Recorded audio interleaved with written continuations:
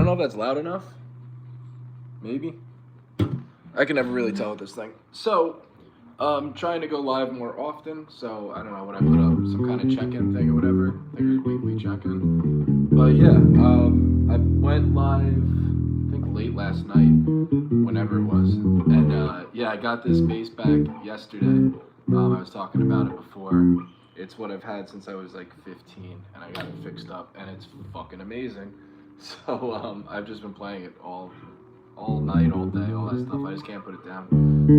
A big thing going down memory lane with playing this, because I've put so many hours, days, months, the 10,000 hour rule comes to mind for this, and it just made me think of all the shit that I've learned on this thing, like real Woodshed stuff, not this, like, you can, for me, there's learning bass where it comes to sequences, right, and then you just put in the time for it.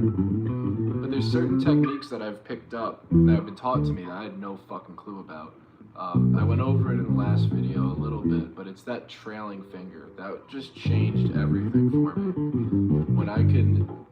When I stopped looking at what exact notes I'm gonna play, and I started focusing on where my hand position is, and just using my index finger, especially with the arpeggios, is a 2-octave arpeggio is a great example of it, but I use it in everything. So what I'm doing there is 1 major third 5 octave, and then repeating major third 5 octave. But I don't know off the top of my head, or even when I'm playing it, what notes I'm hitting. I have no idea. And that's why I'm able to go a lot faster with it, and why I'm able to change it to minor. Because I'm looking at the index finger. That's the first one. I know to slide it up a whole step, and it's 1 finger per fret. I know to hit my ring finger because I'm memorizing a pattern. Index, up a whole step with my index. With the ring again. It's hard when you slow it down and talk too. So for here, up a whole step, ring, index, up a whole step looking at my index, ring, index, and then I go up a whole step with my index, but I play my pinky. And I just know that note's gonna hit every time. So I'm not even looking at my pinky, I'm just looking at where this finger is. And it's stuff like that that really got me kind of elevated into playing and thinking in a way that I normally never would. Trying to think of some other stuff that came up. Harmonics was a big one too. So I used to just do harmonics to tune, like D to D. Well, you just bring it down to drop D, right?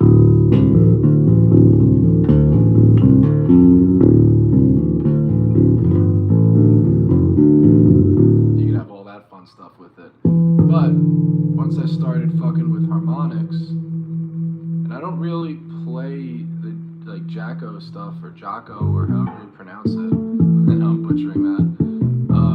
I don't know. I know it's super influential. But what I started doing is adding rhythm to harmonics. Just sounds fucking cool to me.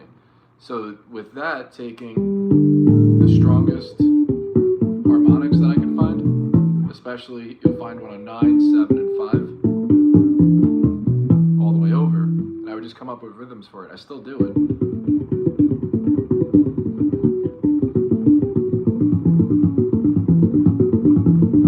That's just like, you know, playing it straight, 1 and 2 and 3 and 4. And then you could add in pickup notes, 30-second notes, all that shit, 16th notes.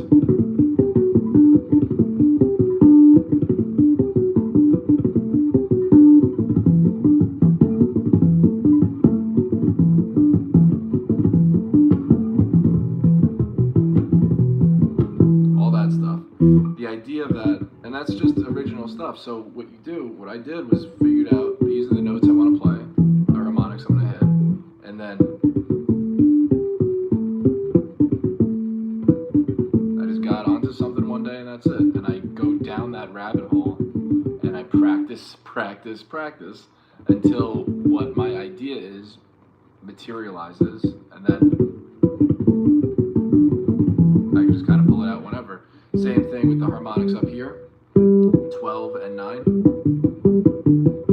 you can instantly get kind of like a hoedown feel to it. So with that rabbit hole, just double it up. And then from there, you can go a lot faster. That's all it is. Just bump the BPMs up. So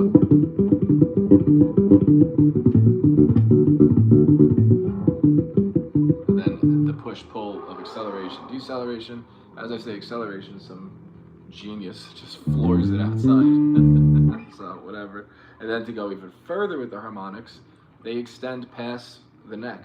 They don't have to just be here, because what a harmonic is it's going from the entire scale, the scale going from bridge to the actual nut right here. So wherever the string vibrates from. So 12 is right in the middle.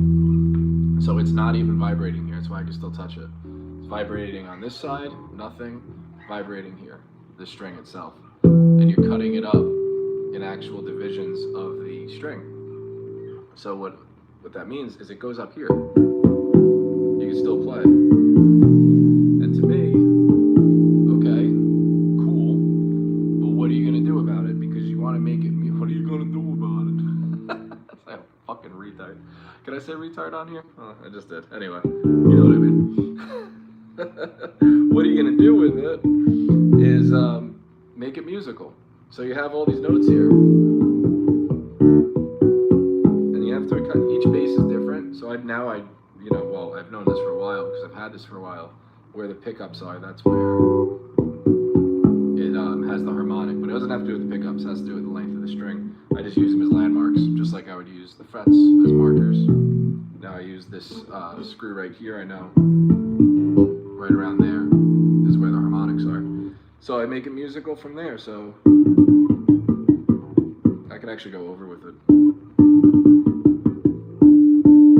There we go.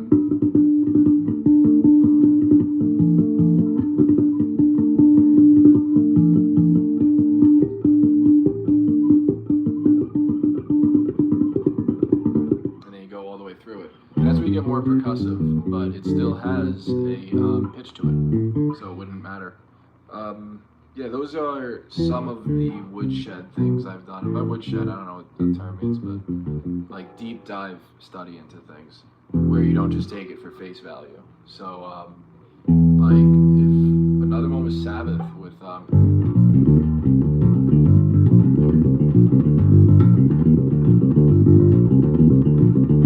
whole, what song is that one? It's the Tony Iommi part. Satan's coming around again.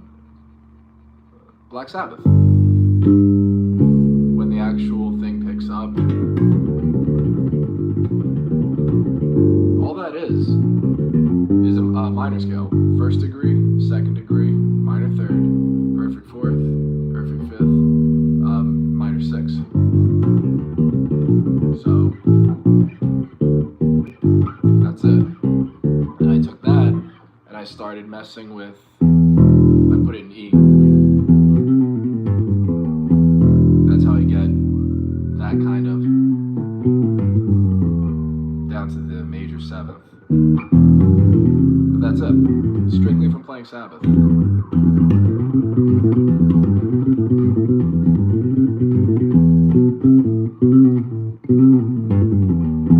then messing around with hammering on and pulling off. But that's where inspiration is different than replicating something. Like if you're just ripping something off, it's pretty dopey. But that's why Sabbath is so good as a blueprint for any heavy music or just music in general, because there's so much theory in it that's just basic to grasp. The only difficult part is people gatekeep theory, so it makes it a little hard. But if you want to hear what the first 6 notes of a minor scale sound like, that's it all day long. And it's more than a pentatonic, because you have that minor 6th there. It gets that whole dark feel. Like AFI uses it all the time. That whole almost chord or almost power chord, that whole thing, all intervals. That's another one I could do too. I'll take something on guitar, right?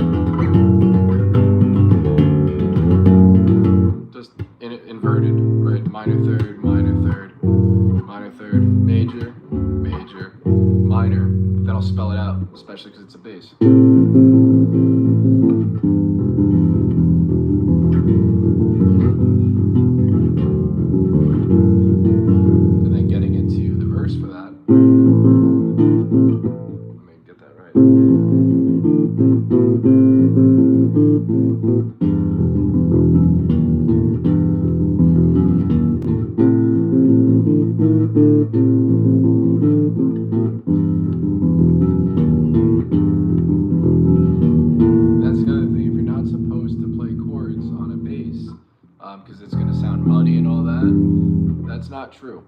I'm playing pretty low chords right here. It doesn't sound as articulate as like playing higher here, right? But it's not muddy. You can definitely hear it and play it out. The reason it's not muddy is because of my technique. I've worked really hard on practicing, making to get it sound. I can't speak and talk. I haven't practiced that enough. I've practiced a long time on how to get it to not sound muddy. It's with using an even picking style. I'm muting the strings that are not being played, so there's no like weird, like that's gonna be muddy because that E is out. So muting it, and then making sure they stop before the next one. And if you can see that, I'm even muting the G string. I'm not playing anything, but my index finger covers over it. So they're always being muted at the same time. So another, I guess, advanced thing or whatever that you won't see on, you know, sequence articles and shit like that is playing chords that are much lower on a bass. Like using the E as a drone.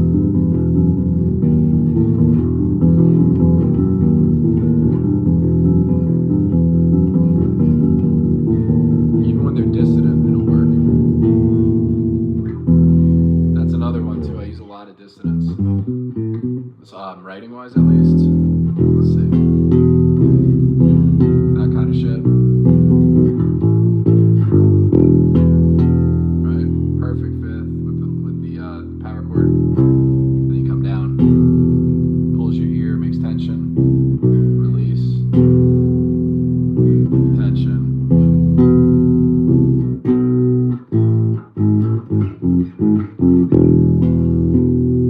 Tension, back, tight, passing tone. You just keep going with it that way. But yeah, that's all I got for this weekend, or just, I can't even speak. That's all I got for today. Nothing else too crazy. I put up Afro Man because someone requested it before, just a minor scale. So check that one out. And yeah, I don't have too much else. I know I always say I should go live more. Now I am. The problem is I don't have what topics to talk about. So it's gonna be, I don't know, daily check-in. Let me know in the comments what I should even call these things, because I have no idea. I don't know what to put on the title. Probably just the date or something like that. It's almost like a bass podcast because there's absolutely no anything to do with it of direction or whatever. So with that said, thanks for listening to me rant with zero direction, as I tell on myself. But yeah, that's it. Right? Let me think if I get that.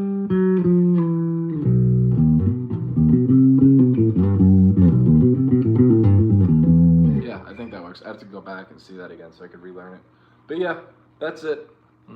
Thank you all very, very much. And I will see you guys sooner than later.